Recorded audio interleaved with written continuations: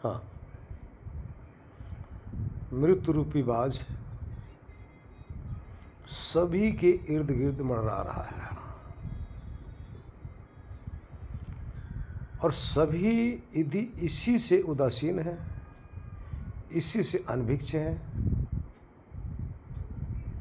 जबकि कोई बचने वाला नहीं, कोई नहीं बचोगे, संभव ही नहीं। दुनिया में यही एक चीज है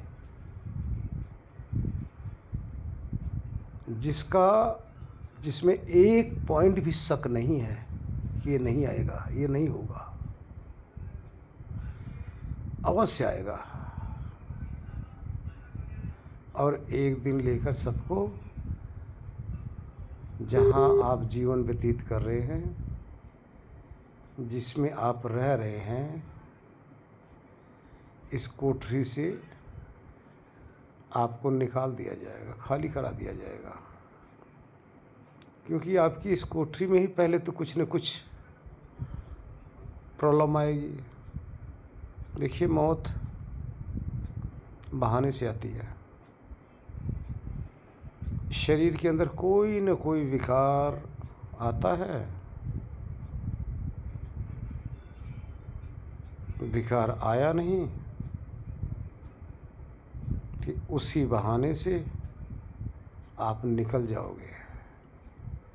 किसी को हार्ट अटैक, किसी को लीवर, किसी की किडनी, किसी को बुखार, किसी को एक्सीडेंट,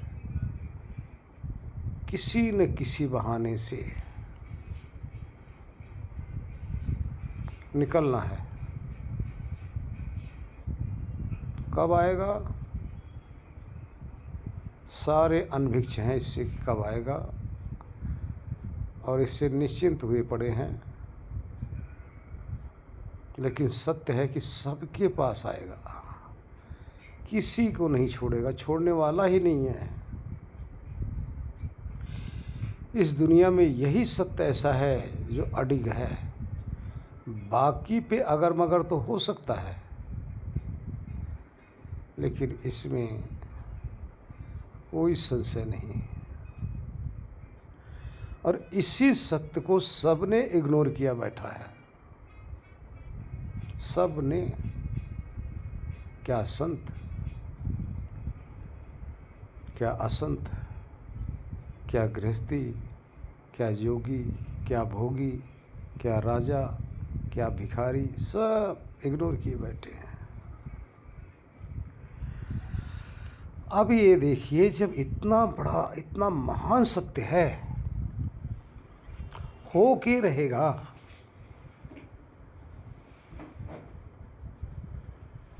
और जाना है। कहाँ जाना है कुछ पता नहीं। शरीर से निकलने के बाद कहाँ जाते हैं कुछ पता नहीं। दूसरे कहाँ गए आज तक तो कोई खोज नहीं पाया। क्या आपको कोई खोज लेगा? नहीं। ये जो मृत्यु है, जीते जी इस मृत्यु की खोज करनी है कि मृत्यु के बाद में हमें कहाँ जाना है। उसी ठिकाने को अपने जीवन रहते, इस मृत्यु के आने से पहले खोज लो। जीते जी खोजो। वो है क्या? शरीर तो आपकी यहीं मरी जाएगी। जिस शरीर के लिए इतने उतावले हैं, इसके लालन पालन में इतने आप मग्न हैं, व्यस्त हैं, ये तो बचनी है नहीं। जो आपके बहुत ही प्रिय हैं, बहुत ही प्यारे हैं, उन्होंने ही इसमें आग लगानी है। यहाँ गौर कर लेना। जिससे आप बहुत प्यार करते हैं, जो आपसे बहुत प्यार करते हैं, उन्होंने ही 5-7 कुंटल लकड़ी लेकर जलाना है। अब विचार कीजिए, जो जलने वाली ही है, क्या इसके लिए आपको जीना है? नहीं। ये तो आपका बचपना चला गया, कहाँ रह गई? किशोर अवस्था चली गई, कहाँ गई? जवानी गई, उसका भी हता पता नहीं। अधेड़ आएगा, वो उसका भी हता पता नहीं। बूढ़ापा आएगा, लेकिन वो नहीं जाने वाला, वो आपको लेके ही जाएगा। ये अवस्था ऐसी है, जर्जर हो जाती है, जिसके लिए आप संसार में जिए,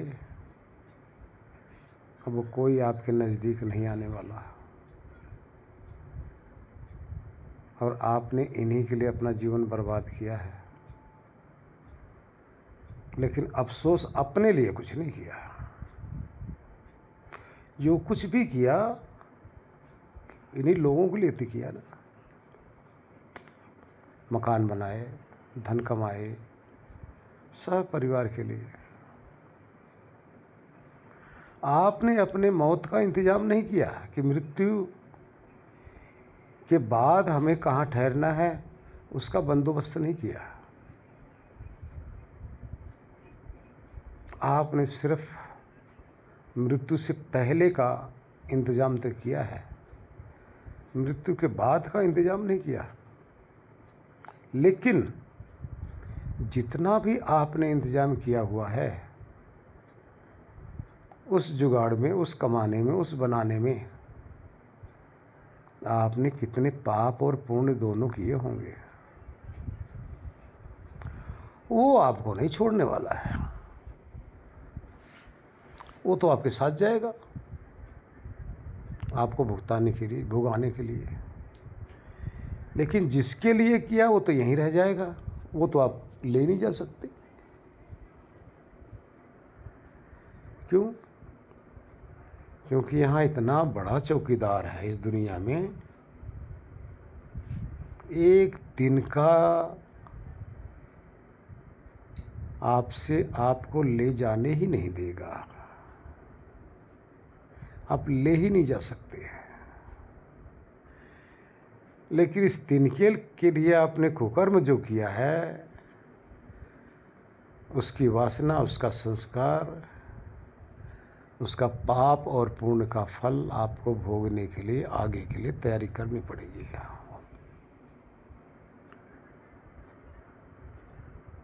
इसलिए मेरे भाइयों, मेरी बहनों, विचार करो, ये देश बेगाना है, यहाँ रहना है नहीं, यहाँ से जाना है। जब आपको जाना है तो कहाँ जाना है, बस यही समझ होनी चाहिए, यही खोज होनी चाहिए। इसी की खोज कर लो, जहाँ परमानेंट आपका ठिकाना मिल जाए, और वहीं पे ठहर जाओ जीते जी। मृत्यु का इंतजार मत करो। तो बाज, मृत्यु रूपी बाज किस दिन आपको झपट लेगा ना, आपको चांस नहीं मिलेगा, मौका नहीं मिलेगा। एक क्षण के लिए भी आपको नहीं मिलेगा मौका सोचने के लिए भी। इसलिए जब तक जियो, आगे के विषय में सोचो। जहाँ जाना है वहाँ की तैयारी करो, गठरी इकट्ठा कर लो, अपनी समाधि लगा लो, समाधि के बाद जो शेष रह जाता है ना, वही आपका ठिकाना है। शरीर से छूटने के बाद में तो आप कहीं आए जाएंगे, दूसरे शरीर में आपका आना जाना लगा रहेगा, लेकिन समाधि लगाकर जहाँ आप शेष रह जाते, सिर्फ जहाँ आपकी शरीर मर जाती है, जहाँ आपका मन मर जाता है, जहाँ आपकी इंद्रियां मर जाती है, जहाँ आपके सारे अपने अपने मर जाते हैं। दिनेश जी म्यूट कर लो। जहाँ आपके अपने सारे मर जाते हैं, सारे यार दोस्त परिवार समाज, जहाँ कोई नहीं पहुँच पाता। अब आप देखो, मृत्यु के बाद में कोई पहुँच पाएगा? कोई नहीं पहुँच पाएगा। लेकिन आप कहाँ जाएंगे, कहाँ रहेंगे? तो उसी की खोज करनी है कि मृत्यु के बाद में हम कहाँ रह जाते हैं।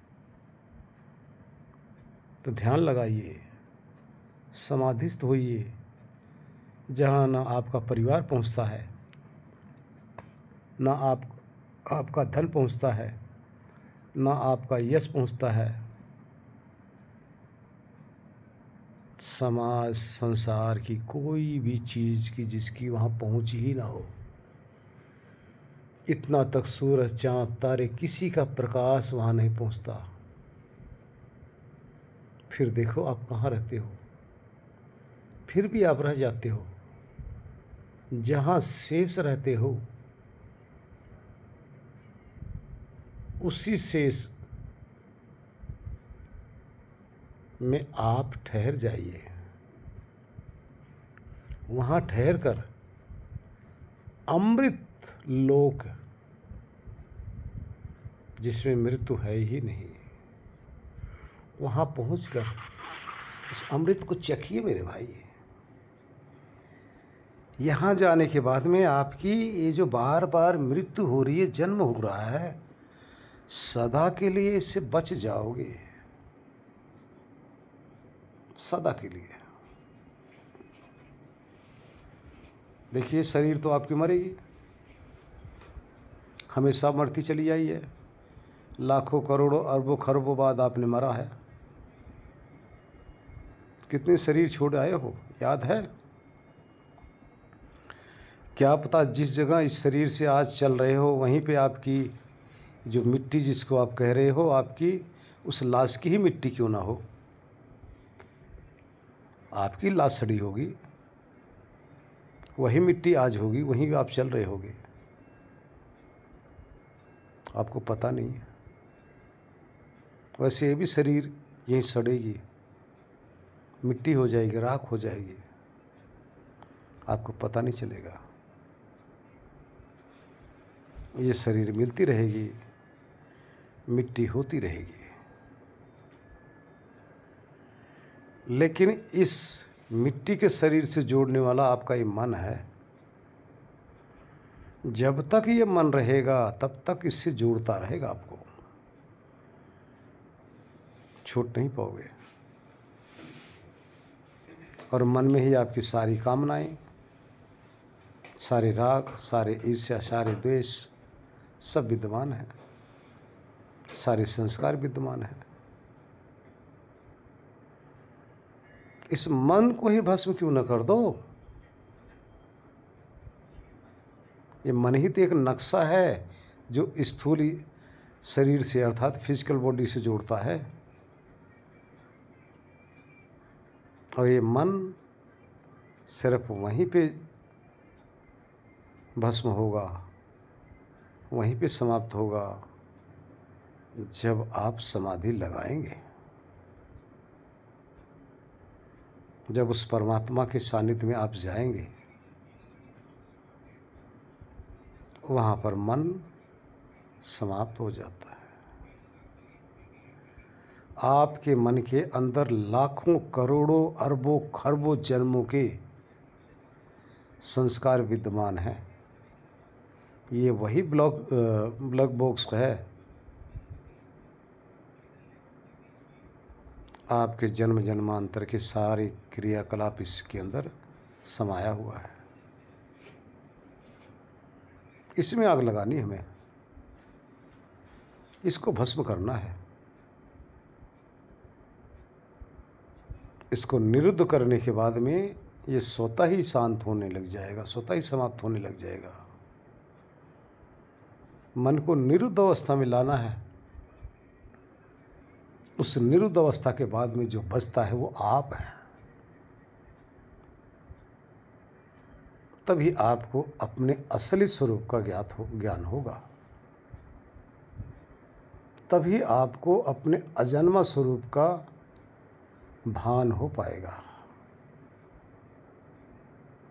जब तक आपको अपने अजन्मा स्वरूप का ही ज्ञान नहीं होगा,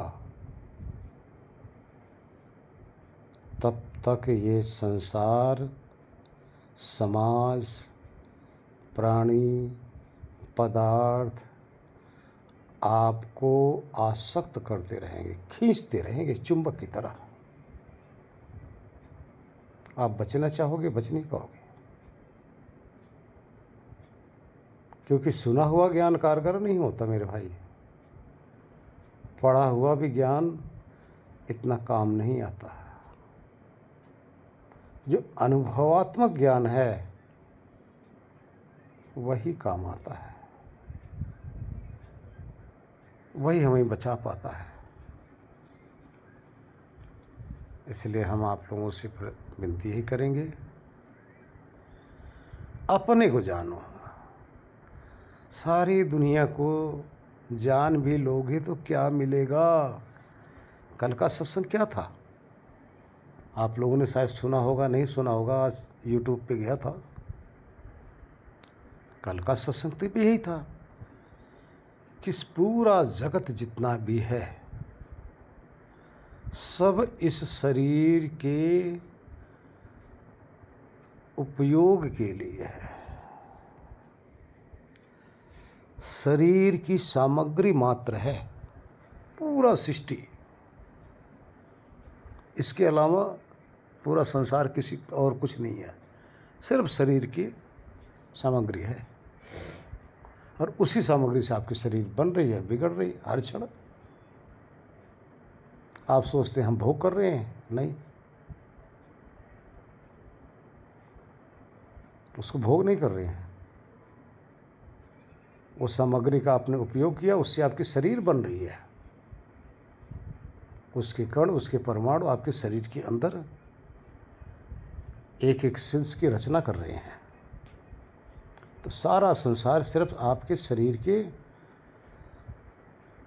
लिए है। और ये शरीर आपके रहने का घर है। और आप यहाँ आए हैं किस लिए? सत्य असत्य को समझकर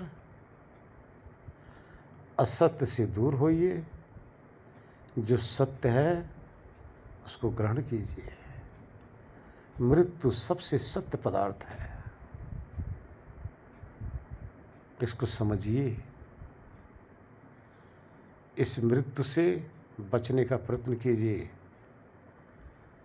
आप अमृत हैं, आप अमृत चखने का प्रयत्न कीजिए।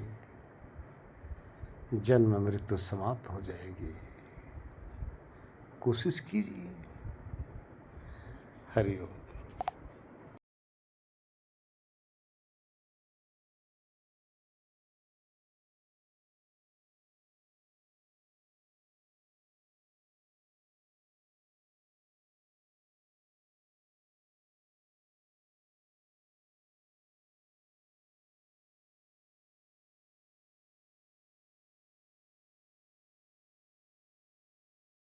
प्रभु आपके चरणों में कोटि कोटि प्रणाम। दिनेश भैया, गुरुजी की कितनी कृपा है। आप देखिए इतना बड़ा उनके साथ में हादसा हुआ और आईसीयू में ही उन्होंने शुरू कर दिया था प्रवचन। तो इतनी बड़ी कृपा तो कहीं सुनने को, देखने को ही नहीं मिलती है। तो हम तो बहुत कृतज्ञ हैं गुरुजी के। और गुरुजी पर पूरा विश्वास है हम सभी को कि वो हमारा हाथ कभी छोड़ेंगे ही नहीं। हम ही नादान हैं जो टाइम टाइम पर गुरुजी का हाथ छोड़ देते हैं।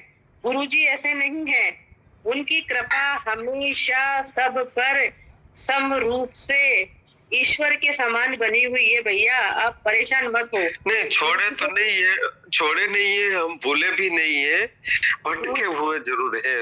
देख, बाकी गुरुजी का स्मरण ऐसा दिन नहीं गया कि जिस दिन स्मरण न हुआ हो। भूले नहीं है, लेकिन भटक जरूर जाते हैं। इसीलिए तो मैंने आजीजी किया, कर जोड़ी, हाथ जोड़ विनती किया कि आप हमारा हाथ मत छोड़िएगा। बस बिल्कुल बिल्कुल आप सही कह रहे हो, पर गुरुजी पर पूरा विश्वास जिंदगी में नहीं देखे जो दूसरों का इतना डीपली भला चाहते हो, कोई भी स्वार्थ बगैर। वो अपने एक ही गुरुजी है, वो बैठे हैं, इसका ही आनंद है कि वो है। तो हम बहुत मैं अपनी ही बात बताऊं, अब 20 तारीख को लगभग में 3 बजे मैं कपड़े पहन लिया, कार की चाबी ले लिया, कहीं जाने के लिए तैयार हुआ। मैं सोचा जा रहा हूँ मार्केट में, थोड़ा सब्जी लाऊं और कुछ दूध वगैरह लाऊंगा, आके फिर बैठते हैं। जैसे हम गेट से बाहर अपना ताला लगाने लगे गेट पे, वैसे किसी ने पीछे से आवाज़ दिया।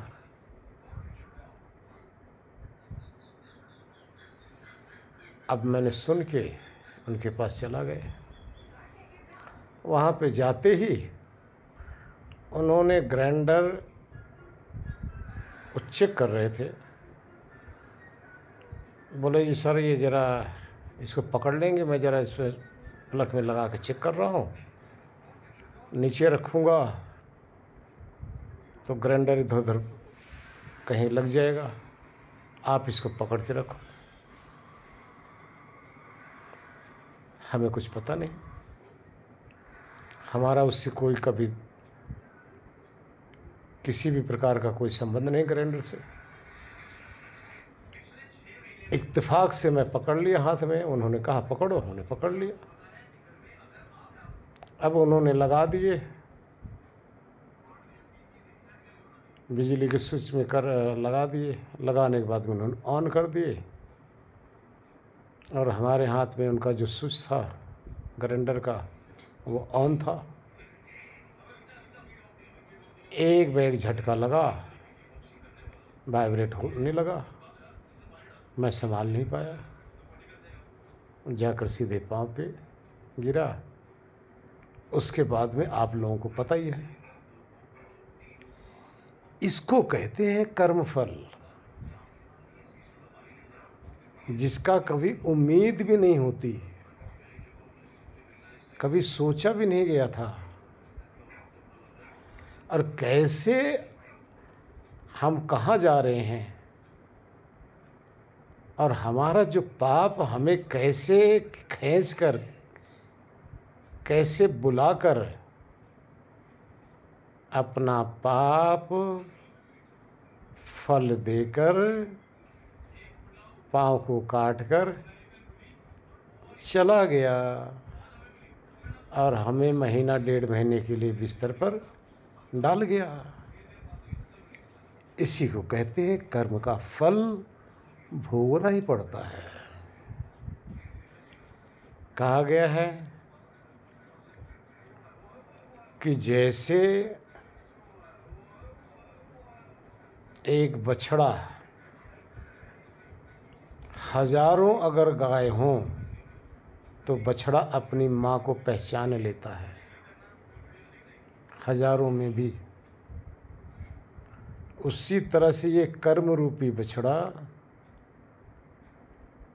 उस आत्मा को पहचान लेता है, खोज लेता है, और खोज कर पटक पटक के मारता है, और पता भी नहीं चलने देता कि ये कौन से कर्मों का फल है, लेकिन हिसाब किताब अपना बराबर रखता है। अब आप एक विचार करो कि जो कर्म फल है एक तो जड़ पदार्थ है, कर्म भी जड़ पदार्थ है, और जिसने कर्म किया उसको पता नहीं कि हमने कब किया ऐसा, और उसको ये फल लेने का उसके पास ज्ञान नहीं है। अब आप लोग बताइए कि ये कौन है, किसकी व्यवस्था से ये कर्म अपने मालिक को खोज लेते हैं। यही ईश्वर है मेरे भाई, यही परमात्मा है। परमात्मा हमारा चाहे पाप हो चाहे पुण्य हो, अपने समय पर खोज कर और उसका फल दे देते हैं, और हम समझ नहीं पाते। ये पुण्य रूप में भी और पाप रूप में भी यही दो कर्म होते हैं। पाप और पुण्य दो रूप में हमारे कर्म होते हैं, और यही पाप पुण्य दुख और सुख रूप में भोगना पड़ता है। अब आप बताइए कि हम बिस्तर पे लेटे हुए हैं, पूरा पाँव में प्लास्टर भी लगा हुआ है, इतना जख्म भी है, ड्रेसिंग भी डेली हो रही है, इंजेक्शन भी चल रहे हैं, दवाइयाँ भी चल रही हैं, फिर भी इसमें पस आ गया। क्यों? इसलिए कि अभी हमारा पाप कर्म शेष है, भोगना पड़ेगा। और जिस दिन पाप का कर्म, पाप का फल समाप्त हो जाएगा, उस दिन न तो इंजेक्शन की आवश्यकता पड़ेगी, न ड्रेसिंग की आवश्यकता पड़ेगी, न किसी टैबलेट की, स्वतः ही ठीक हो जाएगा। और तो और देखिए, इस पाप को भोगते हुए व्यवस्था देखिए, हमें कितनों का कर्ज देना है, डॉक्टर का भी, कंपाउंडर का भी, केमिस्ट वालों का भी, यानी जितने भी हैं इस मध्य में, सबका कर्ज चुकाना भी है, और साथ में अपने कर्मफल को भोगना भी है। ऐसा नहीं कि हम सिर्फ कर्मफल भोग रहे हैं। जिनका हमने कर्जा लिया हुआ था ना, इसी बहाने सबका कर्जा भी वितरण कर रहे हैं, दे रहे हैं। तब जाकर हो सकता है एक दिन हमें इससे छुटकारा मिलेगा, अन्यथा इसी फांस में हम फंसे रहेंगे। इसी तरह से पाप भी है, इसी तरह से पुण्य भी है। सारे प्राणी इसी तरह से चल रहे हैं, समस्त जीव इसी तरह से लेन देन सबका चल रहा है। अब क्या आप लोग मान रहे हो कि हमारा आपका यूं ही संबंध बना? नहीं, हम भी तो आप लोगों के बहुत से कर्जदार हैं ना। अगर कर्जदार ना होते तो ये ईश्वर का जो ज्ञान वितरण हो रहा है, ये हम कर्जा उतार रहे हैं आप लोगों का। हाँ, कोई धन से कर्जा उतारता है, कोई तन से उतारता है, कोई किसी प्रकार से। हम तो परमात्मा के ज्ञान से आप लोगों का जो कर्जदार है उस कर्जे को उतार रहे हैं। इसी तरह से पूरा संसार में जितने भी प्राणी हैं, सबका एक दूसरे के सहयोग से ही जीवन चलता है, और इस सहयोग में ही कर्म हो रहा है। कोई पुराना कर्जा ले रहा है तो कोई नया कर्जा दे रहा है। इसी तरह से सृष्टि चक्र चल रहा है। ये ज्ञान एक परमात्मा के सिवा किसी को नहीं भाई। हम लोगों को तो कुछ नहीं पता, करते हैं और भूल जाते हैं। इसलिए यहाँ आदान और प्रदान है। लोगे तो देना पड़ेगा, दोगे तो लेना पड़ेगा। भाई विवाह कर लो, चुकता कर लो, चुकता कर लो, ना लेना है ना देना है। उसी दिन निश्चिंत होकर शांत होकर ठहर जाओगे। और ध्यान रखना, आप लोग सोचते हो हमारा ध्यान नहीं लग रहा है, समाधि नहीं लग रही है। नहीं लगेगी, जब तक कर्जा है तब तक नहीं लगेगी। जब तक आपका लेन देन है नहीं लगेगी। जब तक लेन देन है आपका मन विक्षिप्त रहेगा, वही आपके माइंड के अंदर घूमता रहेगा। लेन देन, राग द्वेष, ईर्ष्या, जलन, प्राणी पदार्थ आपके दिमाग में घूमते रहेंगे। कब तक? जब तक आप कर्जदार हैं। जिस दिन कर्जा समाप्त होने लगेगा आपका ब्रेन स्वतः ही खाली होने लग जाएगा, क्योंकि आपका ना लेना है किसी से, ना किसी को कुछ देना है। आपकी मन की वृत्तियां स्वतः ही समाप्त होने लग जाएंगी। इसी कारण से समाधि भी नहीं लगती। समाधि तभी लगती है जब आप निश्चिंत हो जाते हैं। किसी भी प्रकार का उथल पुथल माइंड में नहीं रहता। उथल पुथल का अर्थ है आप लेन देन के प्रपंच में अभी हैं। इसलिए सोचो, समझो, अपना कल्याण करो। अधिक क्या कहूँ, इतना ही बहुत है। हरिओम जी। ज्ञानी भोगे ज्ञान से, मूर्ख भोगे रोए। जिसको ये समझ होती है वो किसी पे दोष नहीं मढ़ता, क्योंकि उसको पता है कि ये हमारे ही कर्मों का फल है। जब इतना कहा गया है कि एक सांस ना किसी को दुनिया में दे सकता है और ना किसी की छीन सकता है, तो कष्ट कौन दे सकता है? अब बताइए ना, कोई नहीं दे सकता। अब बात रही कि संत महात्माओं को भी कष्ट होता है। क्यों नहीं होगा? संत महात्मा आज हैं, पहले तो नहीं थे।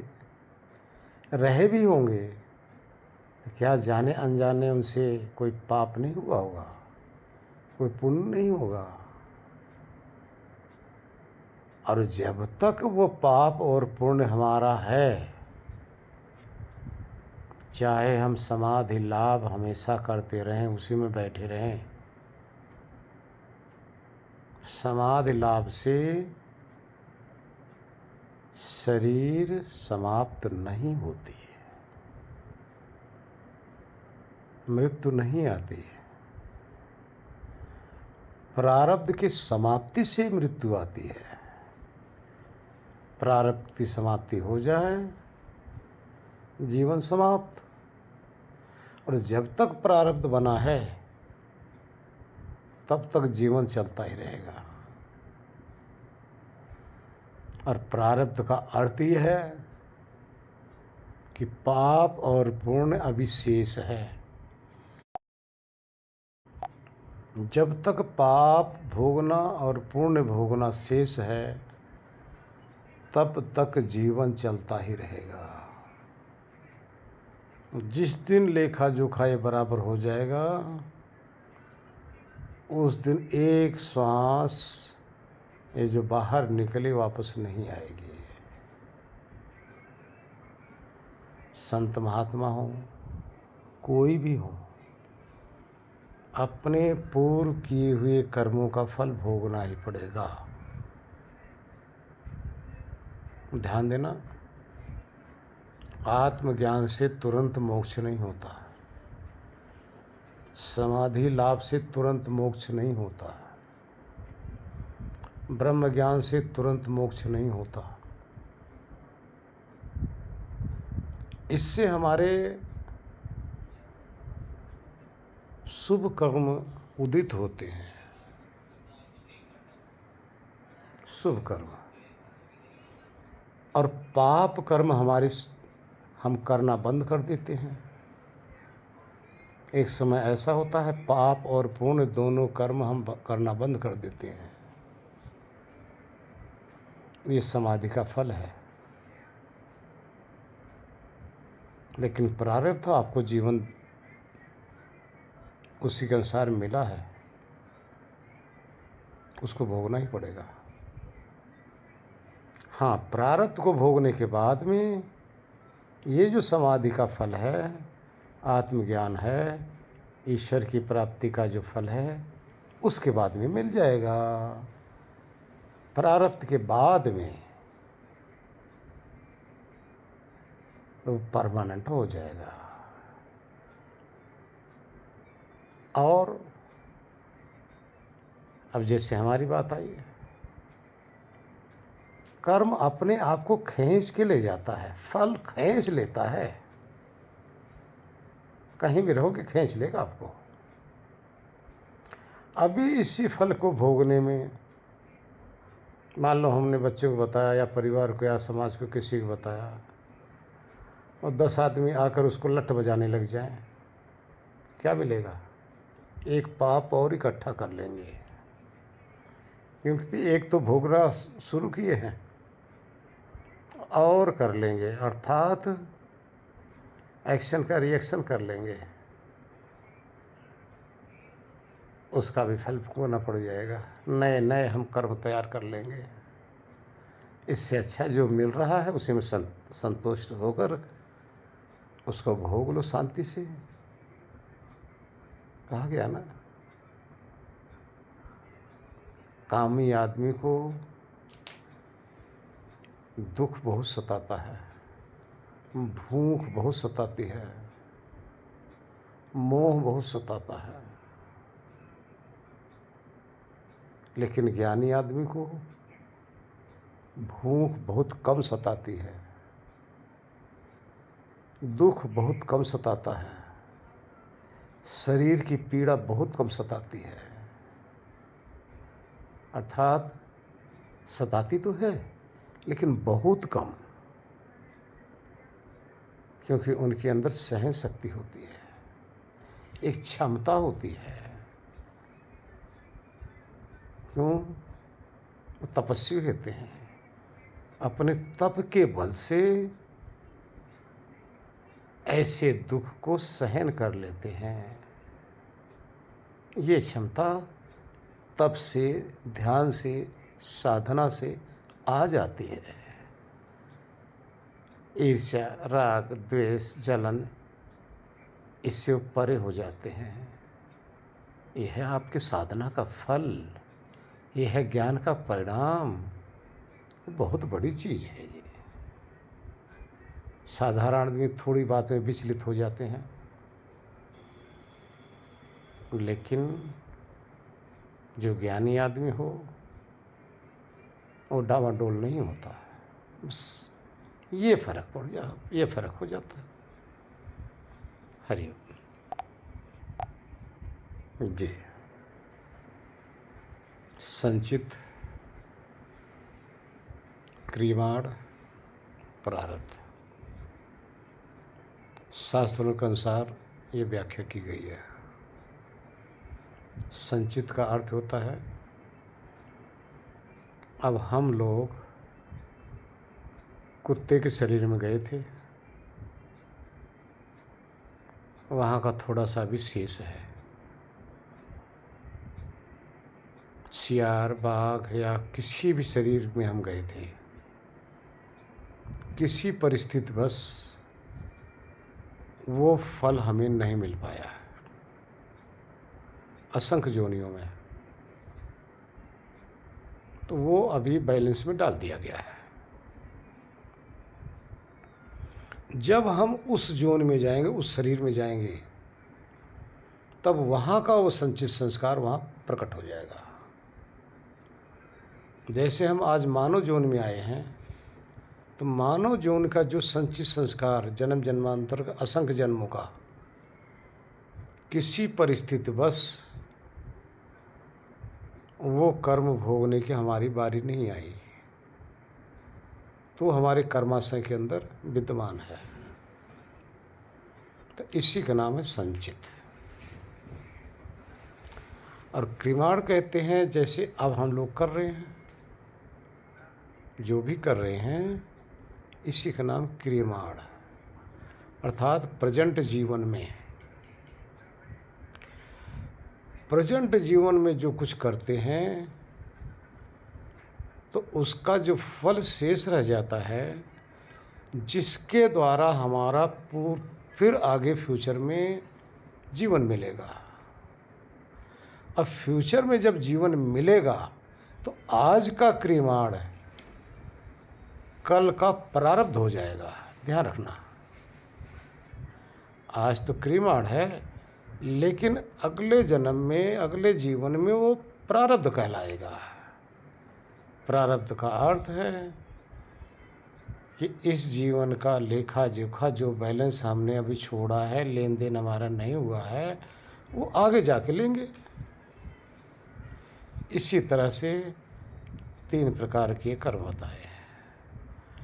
अब रही जब साधना करके हमारी समाधि लाभ हो जाता है,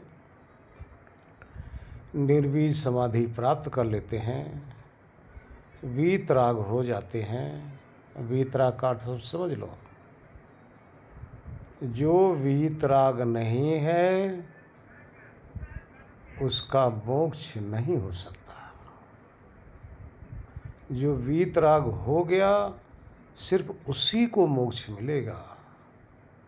वीतराग का अर्थ होता है जिसका राग ही समाप्त हो गया हो, किसी से भी अटैचमेंट समाप्त। न शरीर से अटैचमेंट है, न मन से है, न किसी प्राणी से है, न किसी पदार्थ से है, न किसी चीज़ से है। जिसका किसी भी प्रकार का अटैचमेंट नहीं है संसार के किसी भी पदार्थ से, उसको कहते हैं वीतराग। राग समाप्त हो गया। ऐसे प्राणी का जन्म नहीं होता है, पुनर्जन्म नहीं होता है। जो ऐसा हो गया उसको मोक्ष मिल जाएगा। लेकिन जो क्रियमाण कर्म उसने किया हुआ है, जिस देह में आकर उसने मोक्ष को प्राप्त करने के लिए वीतराग हुआ है, तो वीतराग तो अब हुआ है ना,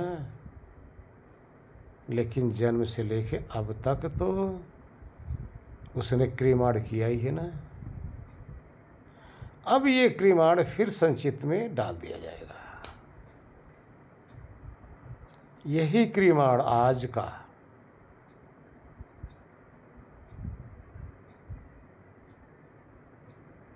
एक मोक्ष सुख भोगने के बाद में, मोक्ष काल भोगने के बाद में फिर इस मनुष्य देह में आने का साधन बनेगा। क्योंकि कर्म बिना फल दिए समाप्त नहीं होते, वो देंगे। तो इस तरह से हर प्रकार के कर्म अपना फल देके ही चुकता होते हैं, अन्यथा नहीं। हरिओम जी। मोक्ष का काल यूँ समझो शास्त्रों के अनुसार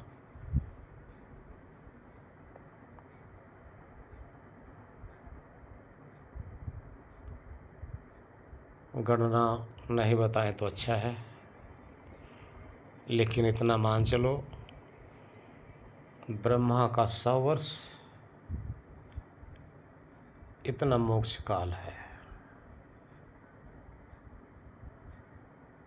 10 नील 40 खरब 30 अरब ऐसे कुछ वर्ष हैं मोक्ष का समय। अभी देख लो, इसमें 1000 बार आपकी सृष्टि का प्रलय होगा, 1000 बार आपकी सृष्टि चलती रहेगी। इतना मोक्ष का काल कम नहीं है भाई। हाँ जी।